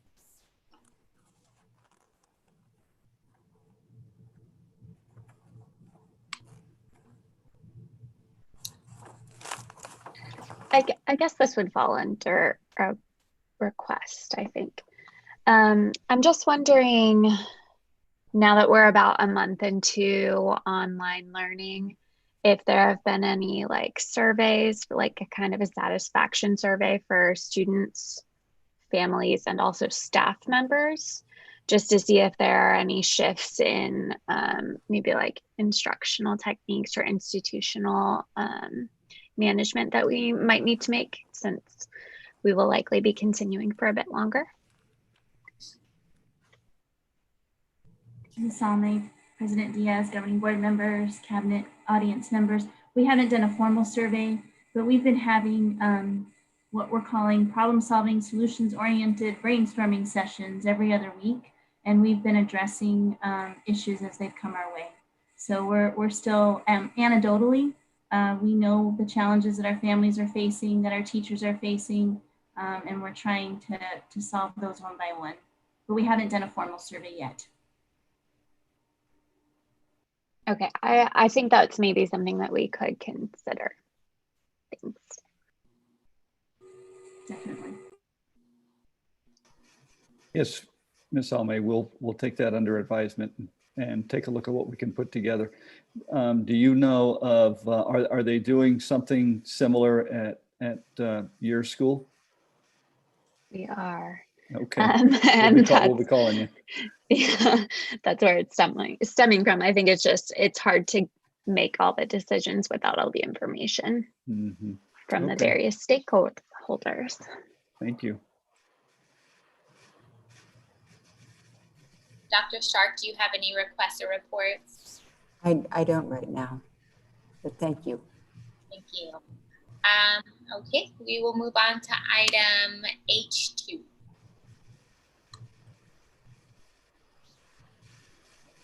Yes. Mr. Walsh, are you still with us? Kevin, are you still with us? I am with you, Dr. Weeks. Thank you and welcome to our Zoom meeting this evening. Mr. Walsh is the proud president of the Phoenix One Foundation, and at the request of Dr. Diaz and our governing board. It's good to catch up. Thanks for being here this evening. It's my pleasure. And thank you, Dr. Weeks. Thank you, Dr. Diaz and governing board for inviting me here. Dr. Weeks, is it okay if I just direct you or your team to change slides as we go? Yes, please. Troy, are you changing slides this evening? That's me. Thank you. Okay, we're good. All right, Troy, you can go to the second slide. So Dr. Diaz, President Diaz, governing board, Dr. Weeks, members of cabinet and community, thank you for having me here tonight. My name is Kevin Walsh. I come before you tonight in my capacity as the president of the Phoenix One Foundation. But before I start, I'd like to first thank you, the governing board, in a couple of different capacities. First, just in my capacity as a parent, I have two elementary school students, as a third grader, a first grader, and also in my capacity as a governing board member. So I actually serve as the vice president of the governing board of the Kyrene School District, which is, you may know, it covers parts of Phoenix, Guadalupe, Tempe, Chandler, and the Gila River Indian community. So I can tell you, sitting up in the same seat that you are in my district, I fully respect and appreciate the commitment and challenges that you're facing right now. So thank you for that, and thank you for all of your work. Also, Dr. Diaz, I know you made reference earlier in this board meeting to the Kyrene Sparks School, which is in my district. So I do invite you to reach out to me or to my district superintendent, Dr. Jen Desley, at any time, as with Dr. Weeks, to collaborate further. So thank you again for inviting me to speak tonight. So I have actually served on the board of the Phoenix One Foundation for the last 5 years. I have served as its president for the last 2 years. So my connection with the foundation starts with my employer. It's actually the law firm of Quarles and Brady.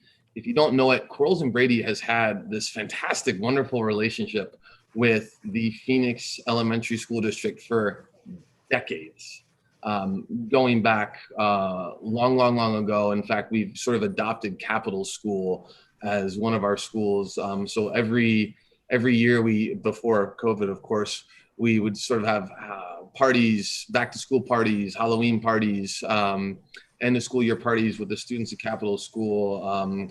And we're very supportive of the Capital School in the school district. So when I sort of became involved with the foundation is actually through my connection with Quarles and Brady. So the foundation is dedicated to supporting the needs of not just the students, but all the families in your school district beyond the classroom.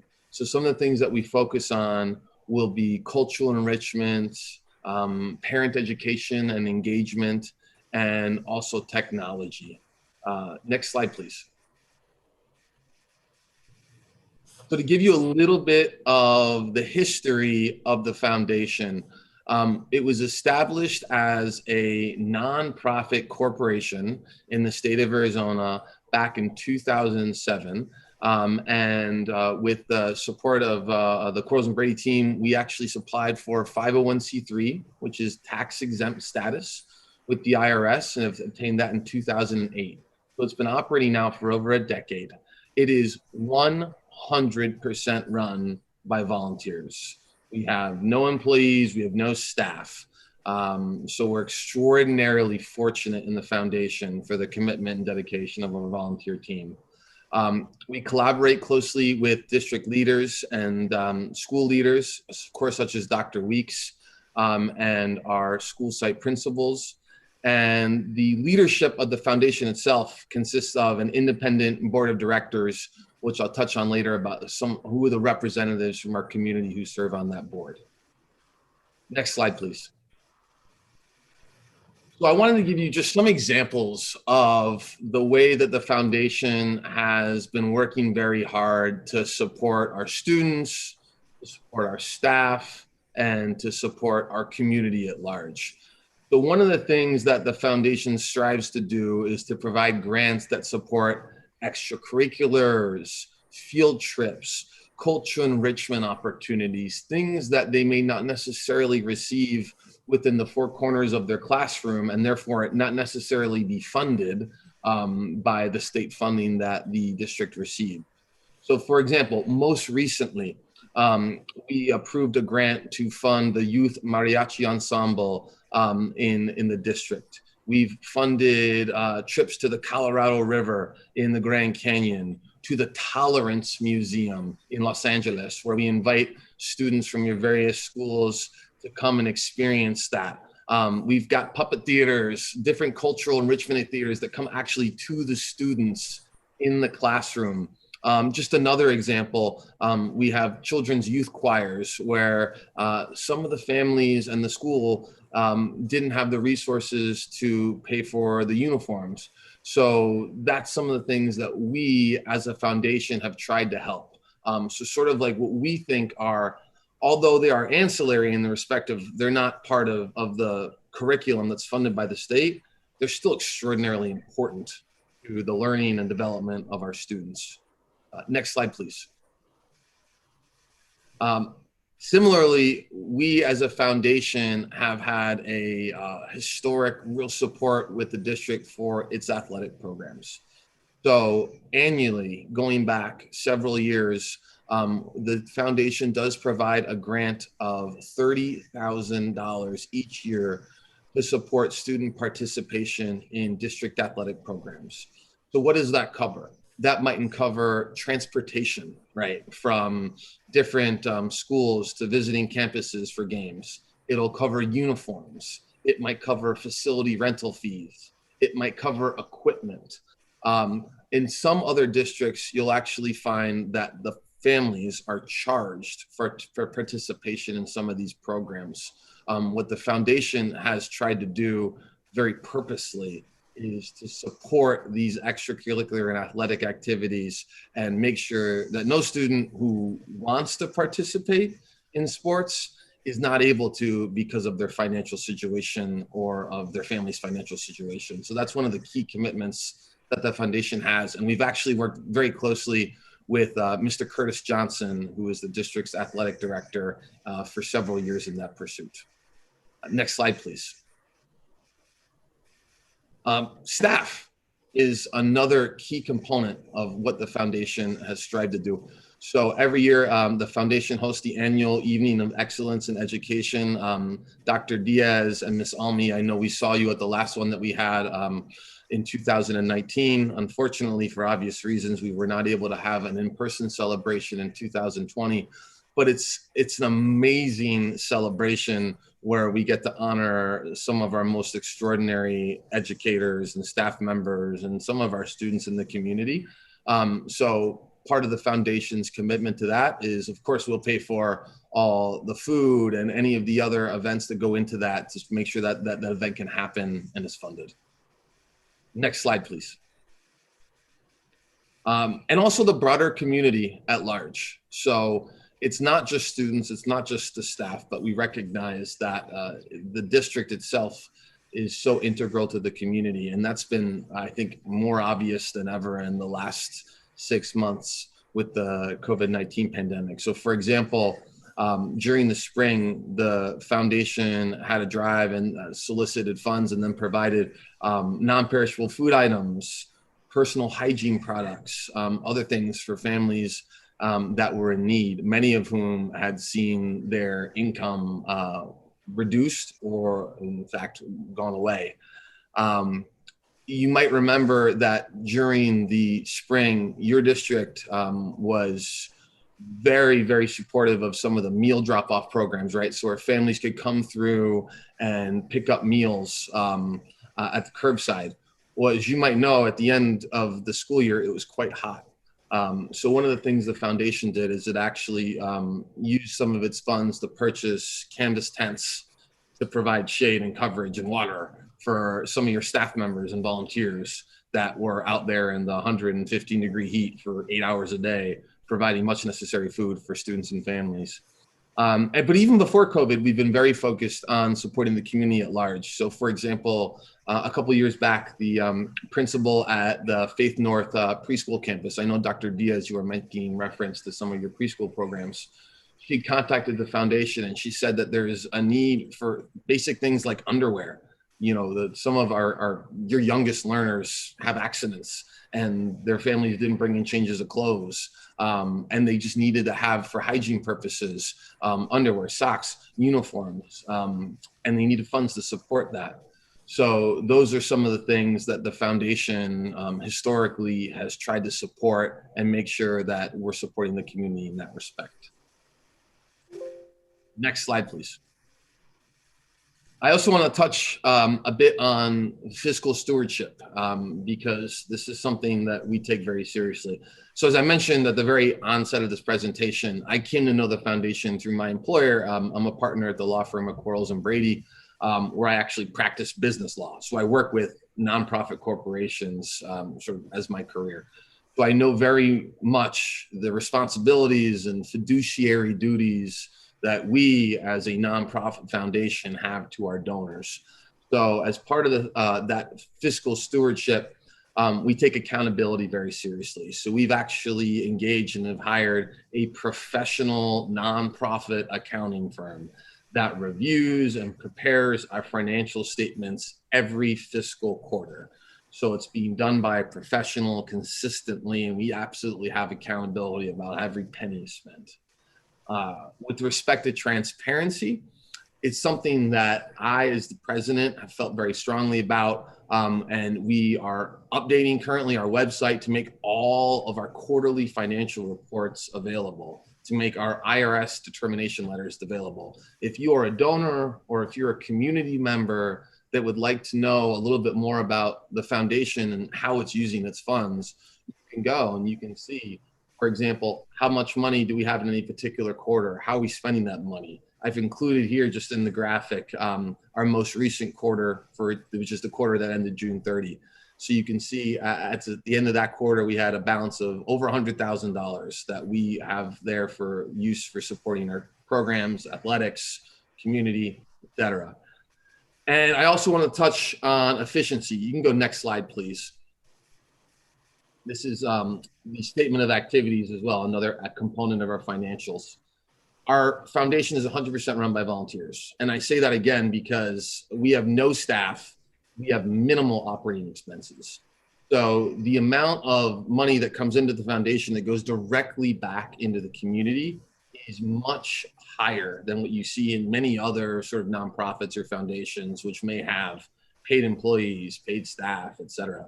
Most of our expenses, candidly, it's operating our website domain, it's doing some fundraising activities. Most of what we bring in goes right back into the community. So we take that very seriously. Next slide, please. A little bit about our supporters and where the funds come from that support the foundation. Because every year our goal has been to raise several tens of thousands of dollars to support the community and to maintain that balance. And we've been successful at doing that. So our foundation raises funds through a variety of sources, individual donations, community members who know about the foundation, who support public education, and who want to make their support known through those donations. Board of director giving. So every single one of our members of the board of directors contributes to the foundation annually. We have 100% giving rate. So these are people, again, our board of directors, they're not paid. They're completely volunteers. Not only do they volunteer, but they donate of their time, their talent, and their treasure to the foundation. We have a legacy giving campaign that we've kicked off in the last year. And Dr. Diaz, Ms. Almy, I know you made reference to that earlier about sort of how we can find ways to support the schools through private sources. The foundation has been completely in sync with that for a while now. We've been trying very hard to do that because we have so many community members who may be former alumni. I mean, as the oldest public school district in the state of Arizona, you have amazing alumni networks, former teachers, community members who live in the district and may or may not have sent their kids to the district, but they certainly support public education.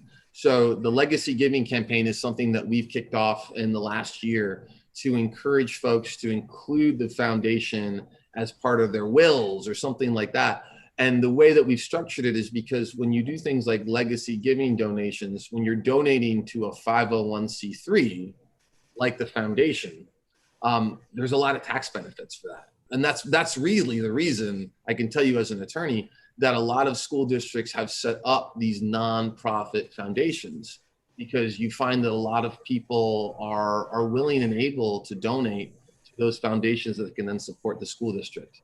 Our biggest source of revenue every year has been our annual golf tournament fundraiser. And I've actually included some pictures here of the event in 2019. It's held at the Raven Golf Course. Community members, supporters, vendors, et cetera, come from throughout the community. You can sponsor, you can participate. We had Dr. Garcia, who is recently running for governor, participated and supported the foundation in that respect. So that's the biggest fundraiser that we have every year. It usually raises tens of thousands of dollars. And all of the revenue that comes from that goes right back into the district. And to the work that we're doing to support the district. Next slide, please.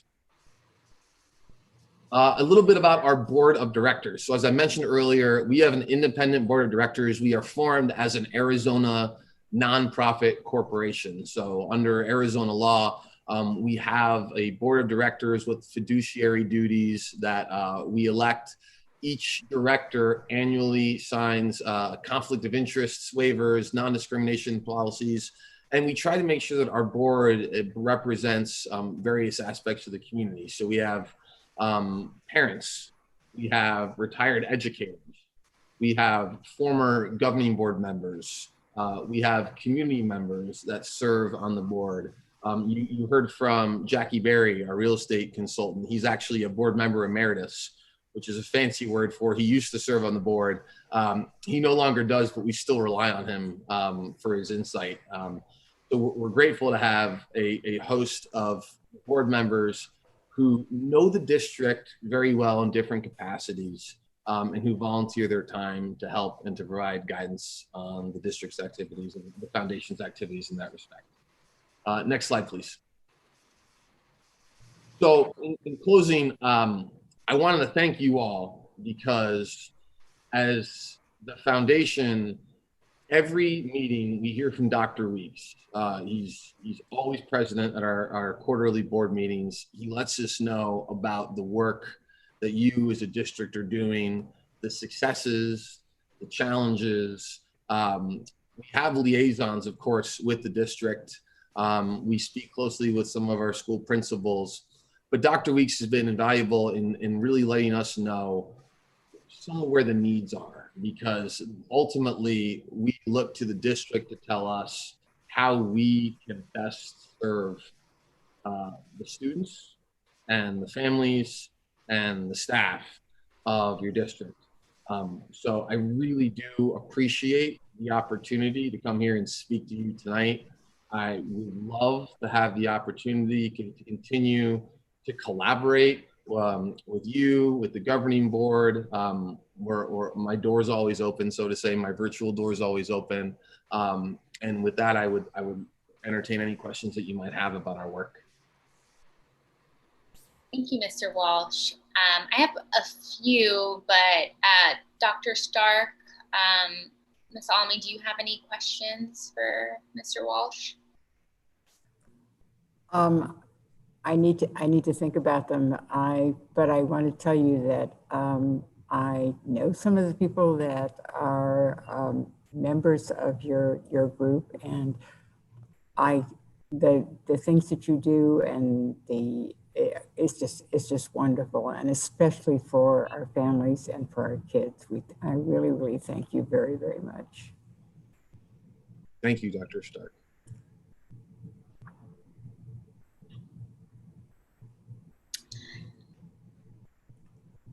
Well, thank you, Mr. Walsh, for giving up your time this evening to be with us. It sounds like you are a very, very busy individual as well, have a lot on your plate. So appreciate, number one, you serving our community by sitting on the board and you sharing this information with us today and being willing to continue this relationship with us.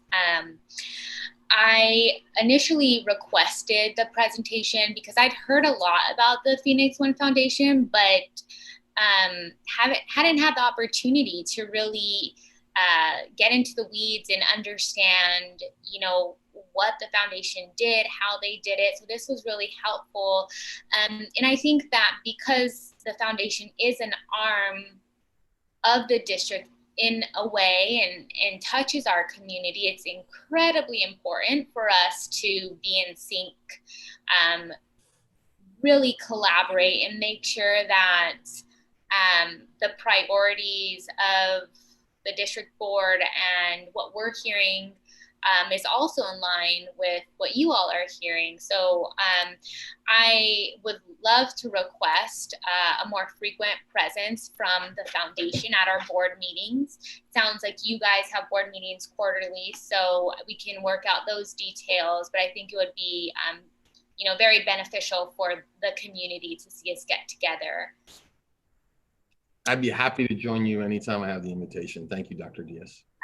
Of course. So I do have a few questions more, I guess, operational, I'd say. So correct me if I'm wrong, but I didn't see any teachers, parents, or students on the board. Is there a reason for that? So we absolutely do have parents on the board. Ms. Gail Ricketts and Ms. Meltepak are both parents in the district. And in fact, we have been recently focusing on expanding some of our parent participation in the board because we feel like they do have their finger on the pulse, right, of some of the needs of our students and our families better than many. So yes, we do have parents and we welcome their participation. We do have retired educators on the board, and we like to have the presence and sort of the feedback of them. In terms of having students on the board, I'll tell you that we try to get the feedback of the students. At the same time, just from a legal perspective, being a board member of a nonprofit corporation does include you with fiduciary duties, potential liability, et cetera, right? You need to have stewardship over the funds that you're donating to you.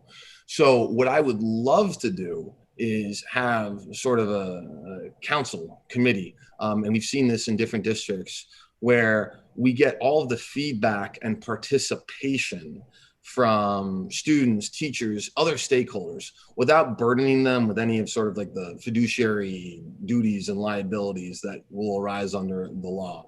And I think that would be a fantastic way to continue to collaborate. I'll tell you that we have always strived to make sure that we're getting feedback from our school principals. We actually have coordinated with each of them to say, hey, what's the best way to make sure that each of your teachers know how to get grant requests in? And what's a good way to make sure that they know that we're here as a resource to you? And I would love to collaborate with the district for further ways to sort of expand participation and feedback in that respect. So yeah, I think having that voice is only going to provide, I think, better ways for us to serve your community. Thank you. To follow up on that, I so definitely understand that there are some responsibilities that would be a little more burdensome to a student. But I'm wondering, well, I guess I'll ask this first. How often do you guys recruit new board members? Do you guys have terms? And the reason I'm asking is just like any board, I think it's great to have terms so you can have new perspective. But I'm just wondering what the recruitment process would be. So if, for example, we have current educators within our schools who want this leadership responsibility, how would they know to apply? And I guess the same with parents. I would want our parents from all of our zip codes to know that this is a possibility for them. So can you share a little bit more about that? Yeah, absolutely. And I am completely in alignment with you, Dr. Diaz. It's always good to have new perspectives on the board. We do have terms, so we do have annual sort of renewals where every year a board member will commit to whether or not they want to continue to serve on the board. And we do have board members that come on, and particularly right now, we are really looking to expand our board with parents and other community members. Right now, we have parents from many of our schools, but not all. So we would like to have that voice and that participation to the extent we have folks that would like to contribute their time and their talent to our board. And what I'd be happy to do is to coordinate with you, Dr. Diaz and Dr. Weeks, to make resources available to all of our schools, sort of a contact and application if folks would like to express interest in joining our board, because we are always looking for folks to contribute. I think that would be excellent. I know there's probably some of our educators and parents that do know that this is a possibility, but really ensuring that there's equity in how we disseminate this information is a priority. And I think it would just be really appreciated. Our community would, I think, appreciate loving this opportunity or having this opportunity. And I know for our constituents, transparency has been a huge sticking point. And we're working as a district to make sure every aspect of our operations is transparent. And I know that you spoke to that in your presentation, so I do appreciate that. So yeah, we can coordinate offline and find a way to get this information out to our stakeholders in the event that they would like to take this opportunity. In terms of your guys' meetings, are they open to the public if parents and students did want to attend, and educators? So recently, our meetings have all been virtually. So we'll do that through Zoom meetings. In the past, we've had meetings at school sites or at various locations where some of our board members have been hosting it. So we always are transparent. We do take minutes. We have the minutes on our records. If a community member would like to join us, we're always welcome to have them there. So that's something that we can certainly do to sort of make I think, more accessible. As you're aware, the nonprofit, of course, is itself separate and apart from the district. So we don't have open meeting law requirements as you do. That being said, as I mentioned earlier, I think transparency, accessibility, and equity are at the forefront of our minds. So I think we'd be happy to make sure that folks have insight and visibility into when we're meeting, where we're meeting, and that sort of thing. Yeah, I think that would be great. We'd really appreciate that. I'm wondering if it might be a good idea to perhaps coordinate with our new director of marketing to figure out in the overarching strategy, how can we, in our communications to parents and educators, how can we inform them of these meetings or these opportunities to join the board, so it's coordinated and streamlined, and it aligns to the priorities that you guys have as well. The more engagement we have from parents, from educators, from the community, the better we'll be. So I think that sounds fantastic.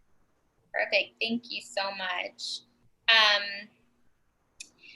And you kind of touched on this a little bit, but how would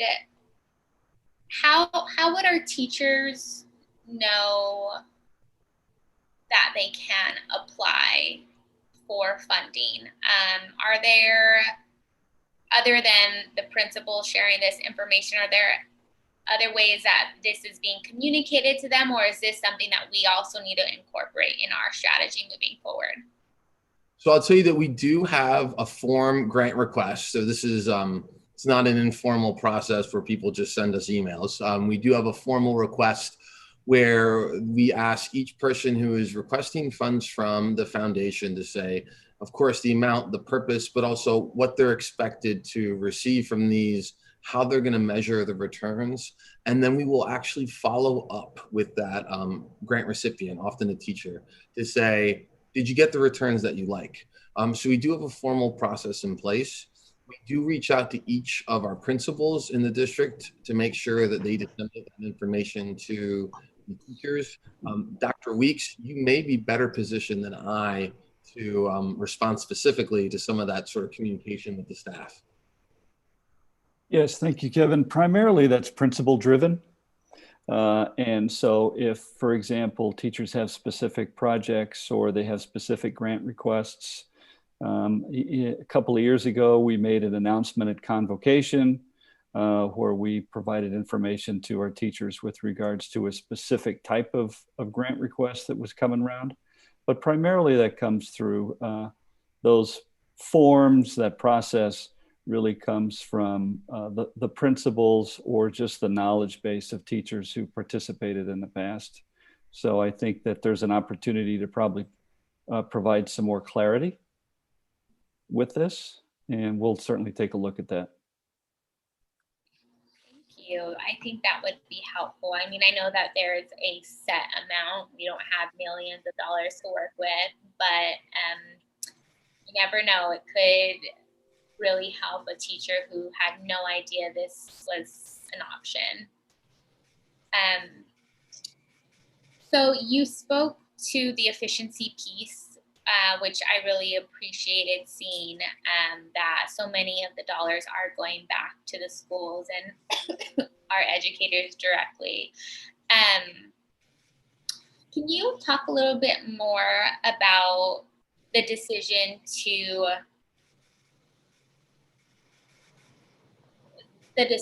make this a separate nonprofit with 100% volunteers versus a department within the school and have a dedicated staff? Yeah, absolutely. So I can speak to you from that capacity as, of course, the foundation was formed before my time. I've been on the board now for 5 years, but the foundation was around for about 13. So I was not around for the initial formation, but I'm familiar with why school districts form foundations generally. And it's because foundations have much more flexibility to support the needs of students, families, and districts than you do, candidly. So for example, we don't have all of the sort of vendor requirements, the reporting requirements, the very expensive compliance issues that you as a school board member and I as a school board member know that we have to comply with as public bodies. Also, it's from a tax perspective. So there's school tax credits that under the state of Arizona exist, but they're limited. And unfortunately, the tax credit amount in the state of Arizona for donations to school districts are not particularly big. If you form a 501c3 nonprofit corporation, we're not talking about like $250 a year or $500 a year that are tax exempt, which is basically what you get for the school tax credits. Under the Internal Revenue Code, there is not limits on the sort of tax benefits that people can have for donating to nonprofits.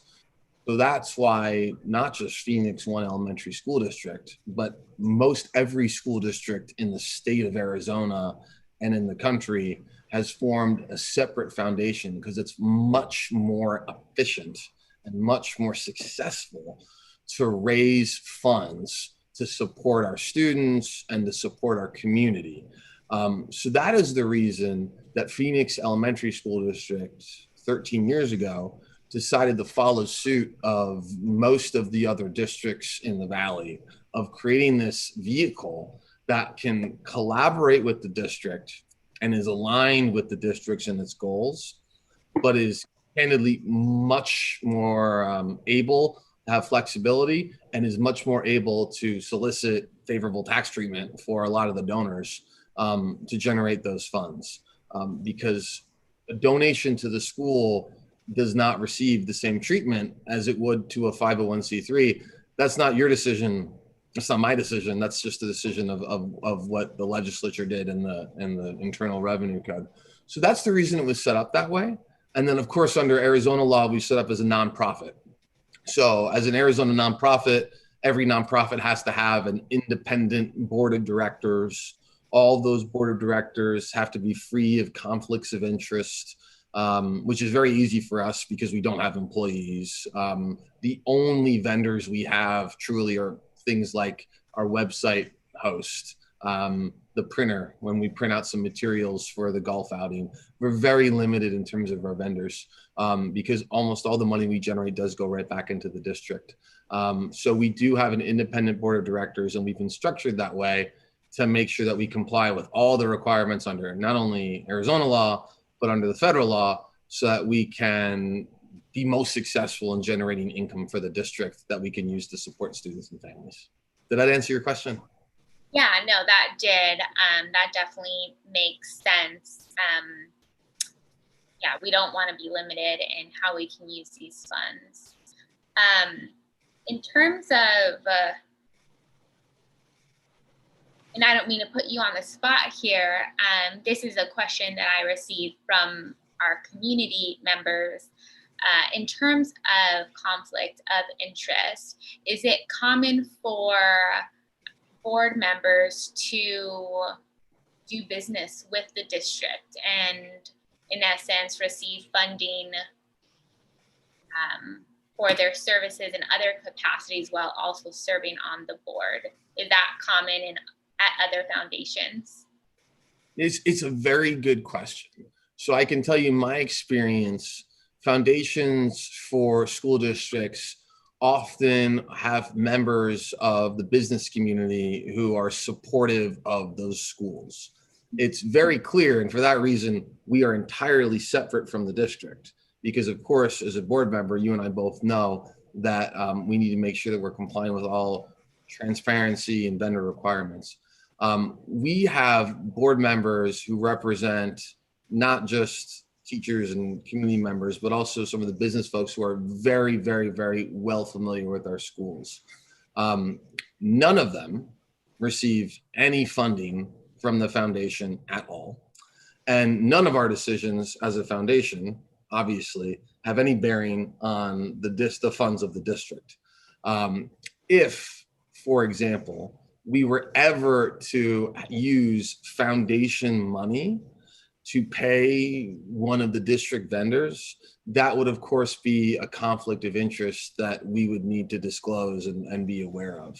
But we don't do that because, as I mentioned, everyone is unpaid, volunteer. So yes, in direct answer to your question, it's very common to have also members of the business community serve on those boards in a volunteer capacity. I'll tell you this, for example, our golf tournament, which is annually the biggest revenue generator for the foundation, without which we would not be able to make, for example, our $30,000 annual grant to the schools for athletic programs. A lot of that is done by some of the district's bigger partners in the business community, and you may recognize many of them. And they put in a lot of time, energy, sweat to sort of bring that together. And they donate a lot of funds to the foundation to support that. And we're grateful for that. But I can tell you this as a corporate nonprofit attorney, we are very, very, very cautious and cognizant of making sure that there are absolutely no conflicts of interest, and then all that money is accounted for with accountability and transparency. Thank you, Mr. Walsh. I know that was a really awkward question, and Not at all. It's a good question. answered it with grace, so you passed. And I do appreciate that in the beginning of your presentation that you did say that one of your goals as the president is to make sure that there is a space on the website that documents these quarterly financials. I think that will be very important for our community and the questions that I have personally received about the foundation. As a board member, I'm sure that you can empathize with your constituents wanting transparency and demanding that from you, and doing whatever you can to make sure that that happens. So I appreciate that. And my final question for you, I spoke about it in the beginning of this board meeting, but is there, from your perspective as a president, being 100% volunteer, is there discussion or thoughts about potential ways to increase the revenues that we receive? Every meeting. And, you know, now with more urgency than ever, because the needs of the community, I think, are more pronounced and dire than ever. At the same time, it's harder, right? Because a lot of our donors have seen their wallets tighten. We're not able to do the in-person fundraiser. So, for example, we normally do our golf tournament fundraiser in the spring. We did not do that. So we've been trying to be creative and collaborative with how we can continue to solicit support from community members and from businesses in the community, because as you're well aware, your district encaptures so many major companies, businesses that I think are really potential advocates. And I know Dr. Weeks has a very regular meeting with community members and business leaders. Those are the relationships that we as a foundation are also trying to leverage to see if we can get support from them to support the schools in the community where they've set up their shop for their business. So we're trying to do that. We're also thinking about timing, because as we have the anniversary of the district coming up, the historic anniversary of the district, and how can we, I think, capitalize on that timing to use that celebration as a foundation, also to find ways to generate revenue. So we've actually been working out to trying to reach out to some of our alumni networks to do the legacy giving, to say this is now more than ever a perfect time to support the foundation as we go into a new decade with all these new challenges. So yeah, we are always thinking about ways to grow and diversify our funding sources. So to the extent that you, Dr. Diaz, any member of the board or any member of the district has ideas, we are always welcome to hear them and collaborate with you on those.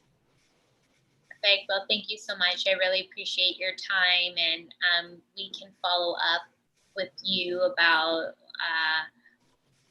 what it might look like to have a more regular presence from the foundation and some of those other items that we discussed today. So thank you.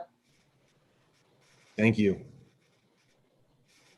Yes, thank you very much, Kevin, for being with us this evening. We really do appreciate the work of the foundation. We're grateful for what you've provided to us, and we just look forward to that future, that bright future of collaboration and the continued support of our kids and our teachers and our families. So thank you very much. Thank you, Dr. Weeks.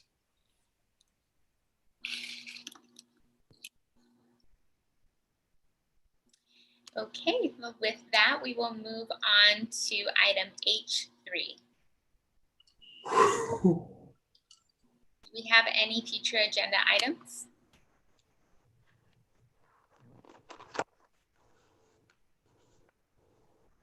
Dr. Diaz, Madam President, if I can make a request, for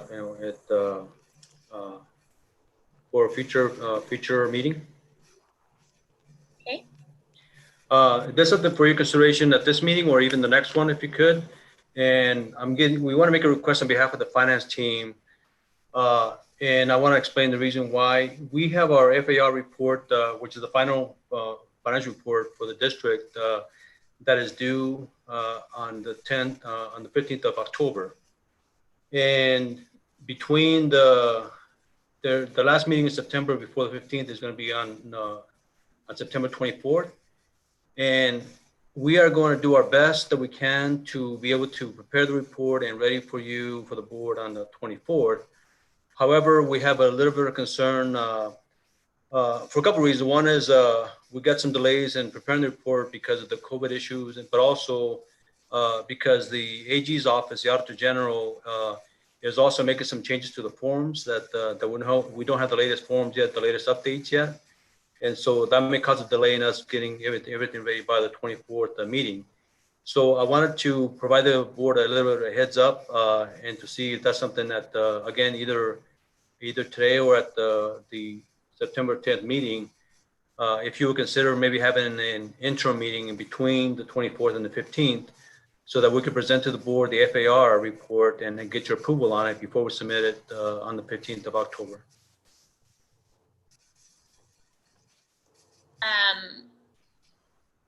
I mean, that would be fine with me to have a meeting in between. Dr. Weeks, how would you recommend we? So in order to support the business office and the annual financial report, what I would suggest, Dr. Diaz, is that you and I work together and then try to work with the other governing board members to determine whether or not we can schedule a meeting specific to the annual financial report requirement. It needs to come to the governing board. So I think Mr. Quintana is just providing you and other board members with a heads up that our board scheduling timing is just not working out this year. So an additional meeting might be in order. Okay. But we can certainly talk about that offline. Perfect. Sounds good. Okay, are there any additional future agenda items?